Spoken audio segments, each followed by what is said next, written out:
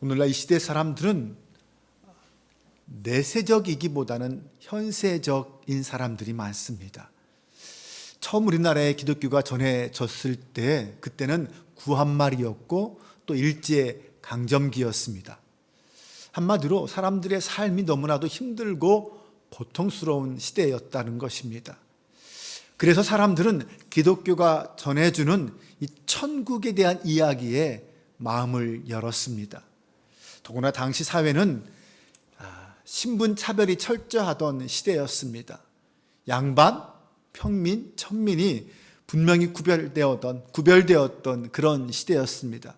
그런데 그런 일반 평민과 양반과 천민의 구별 없이 모든 사람에게 차별 없이 임하는 그 구원의 복음은 사람들에게 매력적일 수밖에 없었습니다. 고단한 현실 속에서는 결코 소망을 발견할 수 없었던 사람들이 영원한 천국을 소망하며 이겨낼 수 있는 힘이 기독교 안에 있었기 때문입니다. 그런데 지금은 그 현실이 오히려 사람들에게 너무나도 매력적인 것 같습니다. 물질 문명의 발달은 우리에게 예전에는 상상하지 못했던 많은 일들을 누리게 했습니다. 누가 뭐라고 해도 아무리 힘들어도 분명 그 옛날보다는 훨씬 더 편한 시간을 우리는 보내고 있습니다. 돈만 있으면 뭐든지 할 수 있는 물질 만능의 시대가 되었습니다. 그러다 보니 사람들은 내세에 대한 관심이 그만큼 사라졌습니다. 천국을 바라보지도 않고 기대하지도 않습니다. 천국과 지옥에 대한 이야기를 하면 시대에 뒤떨어진 취급을 받습니다. 그리스도인들조차도 그런 것 같습니다. 천국보다는 현실을 더 좋아하는 것 같습니다. 실상은 죽음을 두려워하지 않는 것이 기독교 신앙인데 오늘날 기독교인들은 여기가 좋사오니 하며 죽기를 싫어합니다.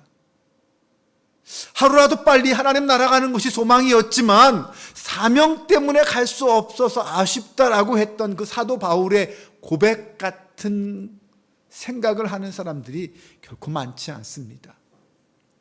우리는 죽음 앞에서 천국 가기를 기뻐하는 사람을 찾기가 쉽지 않습니다. 이 땅에 미련이 너무 많은 것이죠. 어떻습니까? 오늘 여러분은 어떻습니까? 하나님 나라 빨리 가고 싶으십니까? 아니면 오래오래 이 땅에서의 행복을 누리며 살고 싶으십니까? 반반입니까? 선택하기 어려울까요? 우리 그리스도인들의 마지막 목표는 천국인 줄로 믿습니다.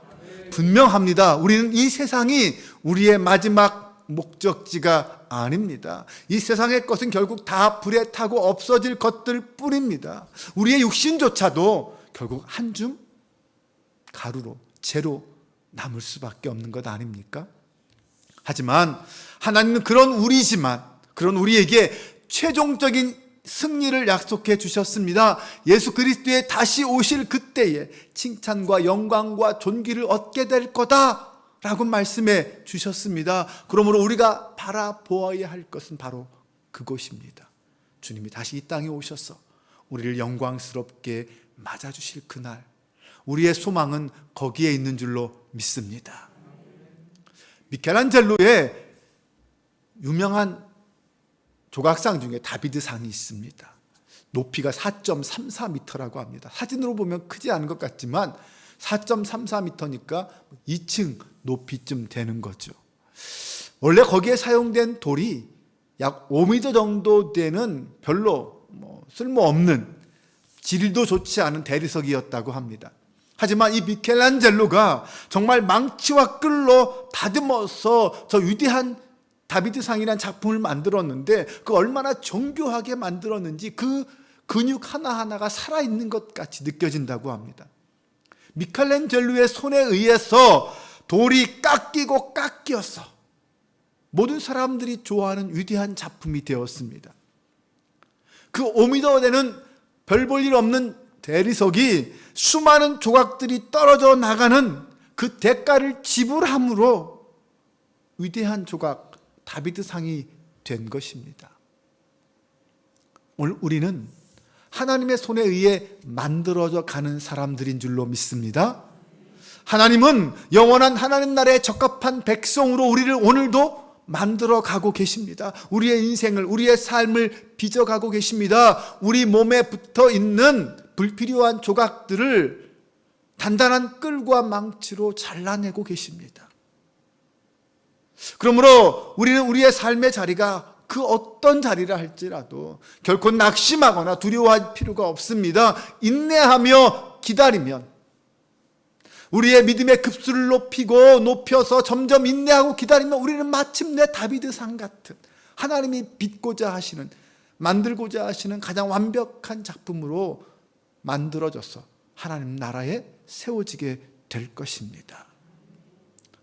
우리의 믿음의 급수는 어떻게 높아질 수 있을까요? 그것은 오직 한 가지, 시련을 통해서만 높아질 수 있습니다. 하나님의 놀라운 계획은 언제나 고난과 시련이라는 것을 통하여 진행되기 때문입니다.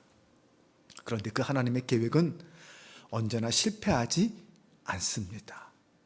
그 말은 우리의 구원은 분명 하나님의 손에 붙잡혀 있는 한 반드시 성취된다는 것입니다.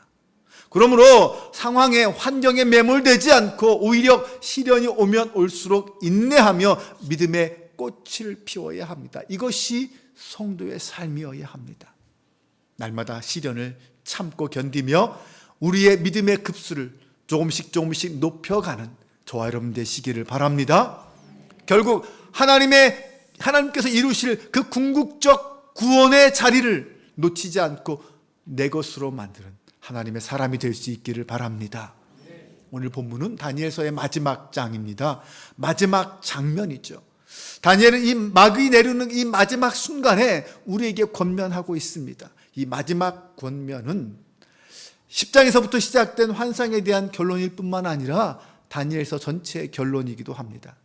현재를 살고 있는 우리에게 다니엘이 주는 결론은 무엇입니까? 마지막 그가 말하고자 하는 것은 우리의 기다림입니다. 기다려라, 기다리라 라는 것입니다. 우리 성도들에게, 믿음의 사람들에게 마지막 영광스러운 기다림이 있다라는 사실을 믿으라는 것입니다. 그 믿음을 갖고 기다리면 마침내 하나님의 영광의 자리에 들어가게 될 것이다라는 것이죠. 믿음으로 그 기다림을 완성하는 성도들이 될 수 있기를 바랍니다. 5절부터 보면 다니엘의 환상이 이렇게 설명되고 있습니다. 그 환상을 보면 처음에 이런 설명이 나오죠. 강 이쪽과 강 저쪽에 각각 한 사람이 나타납니다. 그러면서 그중 하나가 강 저 위쪽에 있는 흰 세마포 옷을 입은 사람에게 이 모든 일의 끝이 언제입니까? 라고 물었습니다. 그러자 그 세마포를 입은 사람이 자기의 두 손을 들어서 하늘을 향하여 영원히 살아계시는 이를 가리켜 맹세하여 말하기를 반드시 한때, 두때, 반때를 지나서 성도의 권세가 다 깨지기까지이니 그렇게 되면 이 모든 일이 다 끝나리라. 끝나는 날이 반드시 온다라는 말이죠. 환상 속에서 두 사람이 등장했습니다. 왜 두 사람이 등장했을까요? 그것은 율법 때문입니다. 구약의 율법에 따르면 어떠한 사건의 진실을 증명하기 위해서는 두 사람 이상의 증인이 반드시 필요했습니다. 여기서 두 사람이 등장했다는 것은 결국 다니엘이 본 그 환상, 다니엘이 들은 그 말씀들이 분명한 진실이다, 사실이다라는 것을 증명하고자 하는 것입니다. 이 세상의 끝, 모든 것이 끝나는 그날은 반드시 온다라는 것입니다. 그것은 결코 변할 수 없는 사실이다라는 것을 강조하는 것입니다. 하나님께서는 세상에 끝이 있다라는 것을 말씀을 통하여 우리에게 계속해서 말씀해 주셨습니다. 그런데 교만한 세상과 사람들은 그것을 믿지 않습니다. 생각해 보세요. 지금 시대의 사람들이 멸망이, 세상의 끝이, 지구의 종말이 있을 거다, 얼마 안 남았다라는 사실을 믿을까요? 결코 믿지 않으려고 할 것입니다. 그리고 오지 않기를 기대할 것입니다. 하지만 교회와 성도는 그 하나님의 말씀을 믿어야 합니다. 마지막 날이 언제인지 아무도 알 수 없지만 그때와 기한이 차면 반드시 세상의 끝은 임한다라는 사실을 믿어야 합니다. 다니엘도 그 말씀을 들었지만 그 말씀을 깨닫지도 못했습니다. 듣고도 알지 못했습니다. 그날이 언제인지 그는 알 수 없었습니다. 하지만 다니엘은 분명히 그날이 반드시 임할 것이라는 사실은 믿었습니다. 언제인지 모르지만 임한다라는 사실은 믿었습니다. 왜요? 그 말씀이 하나님의 말씀이었기 때문입니다. 세마포 옷을 입은 천사가 이 모든 일이 다 끝나리라 라고 말합니다. 종말을 선언한 것입니다. 맹세한 것입니다. 그 시기가 한때, 두때, 반때를 지난 후라고 말합니다. 보통 이것을 3년 반이라고 표현하기도 합니다. 하지만 그것이 정확하게 3년 반인지는 모를 거예요. 의미상 어떤 일정 기간이 끝난 다음에 그 마지막 날이 임한다라는 것으로 이해할 수 있을 것입니다. 환난과 핍박의 기간이 일정 기간 지난 다음에 한때, 두때, 반때 지난 다음에 그 종말의 때가 온다는 것입니다. 다니엘은 그 모든 것이 너무나도 놀랍고 혼란스러웠습니다. 그래서 그도 말합니다. 이 모든 일의 결국이 어떻습니까? 라고 묻습니다. 언제 그런 일이 일어나겠습니까? 라는 거죠. 하지만 천사는 이렇게 대답합니다. 다니엘아, 가라. 이 말은 마지막 때까지 간수하고 봉함할 것이다. 다니엘아, 가라. 라는 말은 무엇입니까? 더 이상 여기에 미련 두지 말고, 더 이상 알려고도 하지 말고 가라 라는 것입니다. 또 이 말을 봉함한다 라는 것은 무엇입니까? 그 예언이 성취될 때까지 기다려라. 그때가 되면 열릴 것이다 라는 것입니다. 그 전까지 우리는 그 예언을 온전히 알 수 없습니다. 이해할 수 없습니다. 하나님의 계획과 그 말씀이 어떠한지는 분명히 알 수는 없습니다. 하지만 분명한 것은 한 가지, 반드시 그날은 온다라는 것입니다. 그때까지, 그날이 올 때까지 기다리라. 흔들리지 말고 하나님의 백성으로서 합당하게 살면서 그날을 기다리라라는 것입니다. 여러분, 종말의 때가 온다고 해서 그 종말의 때에 집착하지 말아야 합니다. 우리는 그 잘못이 얼마나 큰지, 그 후유증이 얼마나 큰지 너무나도 잘 알고 있습니다. 종말에 너무 사로잡혀 있으면 어떻게 됩니까? 사람들이 현재 지금 자기가 하고 있는 일들을 놓치게 됩니다. 그것은 하나님의 뜻이 아닙니다. 하나님은 오늘 나에게 주어진 그 하루가 마지막 날인 것처럼 살아가기를, 그렇게 열심히 살아가기를 기대하시는 분입니다. 하나님이 허락하신 귀한 시간, 그것을 단 하루라도 헛되게 쓸 수 없다는 것입니다. 하나님 나에게 맡겨주신 그 사명을 가지고 그 하루도 최선을 다하여 살아가는 것이 우리의 사명입니다. 알 수 없는 것에 매달려서 거기에 진을 빼고 시간을 쏟고 물질을 쏟지 말아야 합니다. 다니엘은 알 수 없었습니다. 그때 뭐라고 말합니까? 다니엘아, 가라라는 거예요. 봉함한다. 더 이상 여기에 관심 갖지 말고 너는 가서 너의 삶을 살아라. 너의 인생에 최선을 다하라라는 것입니다. 알 수 없는 것에 마음을 빼앗기지 말고 지금 나에게 주어진 사명에 최선을 다해야 합니다. 그러면 하나님의 때가 되었을 때 그 봉함은 열리게 되어 있습니다. 10절로 12절 말씀을 보면 우리 함께 다 같이 한번 화면을 보면서 읽어보겠습니다. 많은 사람이 연단을 받아 스스로 정결하게 하며 희게 할 것이나 악한 사람은 악을 행하리니 악한 자는 아무것도 깨닫지 못하되 오직 지혜 있는 자는 깨달으리라. 매일 드리는 제사를 폐하며 멸망하게 할 가증한 것을 세울 때부터 1290일을 지낼 것이요 기다려서 1335일까지 이르는 그 사람은 복이 있으리라. 아멘. 환난과 핍박 속에서 하나님의 사람들은 낙심하지 않고 그 환난을 연단으로 여기고 자신을 정련시키며 성숙해져 갑니다. 오늘 말씀은 그렇게 말합니다. 그런데 하나님을 인정하지 않은 악인은 그 악을 깨닫고도 악을 행하고도 깨닫지 못한다고 했습니다. 고난과 환난 속에서 두 부류의 사람이 등장합니다. 회개를 거부하는 악인과 그 고난의 의미를 깨닫고 하나님 앞에 나아가는 지혜로운 자, 이 두 부류로 나누어진다라고 말합니다. 악한 자는 계속 악을 행하며 그 악을 쌓아갈 것이고, 기다리며 인내하고 자신을 단련하는 자는 희게 되어서 그 지혜를 가지고 마침내 복을 받을 것이다 라고 말하고 있습니다. 네, 그 약속한 기한이 다 차면 마침내 인내하며 기다리고 자신을 희게 만든 그 사람들은 복을 받을 것이다 라고 말합니다. 이것이 하나님이 약속하신 마지막 날의 모습입니다. 13절 말씀에 보면 너는 가서 마지막을 기다리라. 이는 내가 평안히 쉬다가 끝날 에는 내 몫을 누릴 것임이라.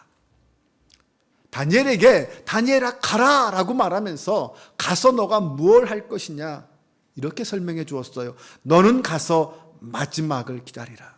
마지막 때까지 기다리라는 거죠. 중간에 포기하지 말라는 것입니다. 끝까지 기다리라는 것입니다.